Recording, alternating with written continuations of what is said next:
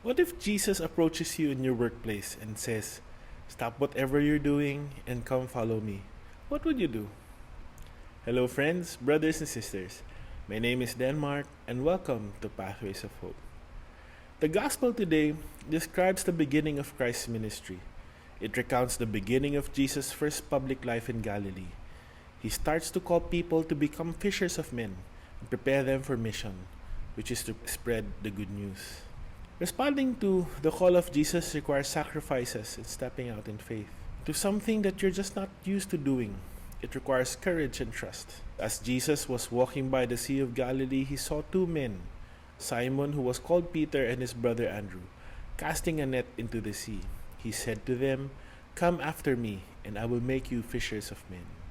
At once they left their nets and followed him. And walking from that direction, he encountered another two brothers, James and John, the sons of Zebedee. As he called them, they immediately left their boat and their father and followed him.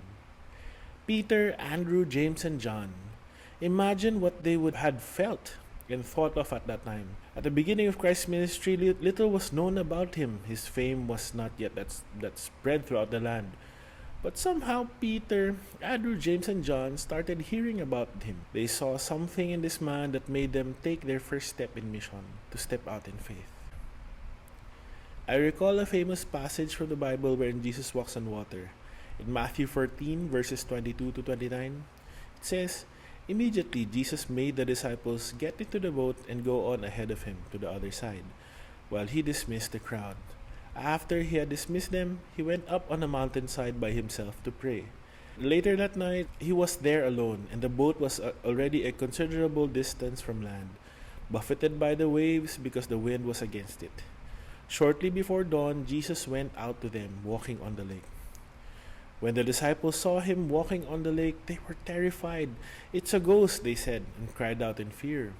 But Jesus immediately said to them, "Take courage, it is I, do not be afraid." "Lord, if it's you," Peter replied, "tell me to come to you on water." "Come," he said. And you know the story. Peter walked on water. Though we know he panicked and began sinking, but that's another story to tell.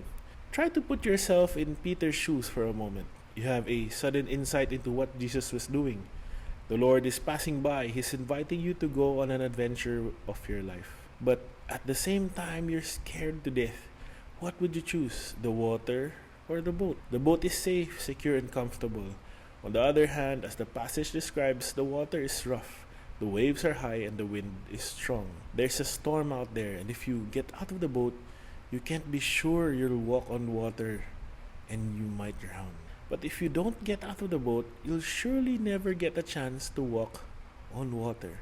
What's your boat? Your boat is whatever represents safety, security to you apart from God Himself. Your boat is whatever you are tempted to put your trust in apart from the Lord, especially when life gets a little stormy. Your boat is whatever keeps you comfortable, that you don't want to give it up even if it's keeping you from joining Jesus on the waves. Your boat is whatever pulls you away from the high adventure of responding to God's call. Want to know your boat? Your fear will tell you. Just ask yourself, what most produces fear in me, especially when I think of leaving it behind and stepping out in faith? Peter, Andrew, James, and John didn't know what lies ahead of them, but they knew that somehow following Christ would change them. Just like Peter, who stepped out of the boat. If he didn't, he wouldn't have experienced the exhilaration of fully relying on Christ. They knew that when they take their first step, when they step out of their boats, their lives will never be the same. Can the same happen to us now? I believe so.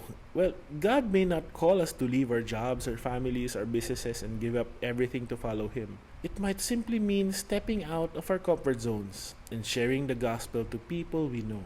It has been easier now that social media age has come. By a simple click of a button, you can become a digital missionary. By sharing videos like this of Pathways of Hope to your family, friends, co-workers, you can accomplish a feat that was never imagined in Jesus' time. So, what are you afraid of? Let's get out of the boat together as we heed Jesus' call to come after Him. Have you been blessed by today's reflection? Be a digital missionary.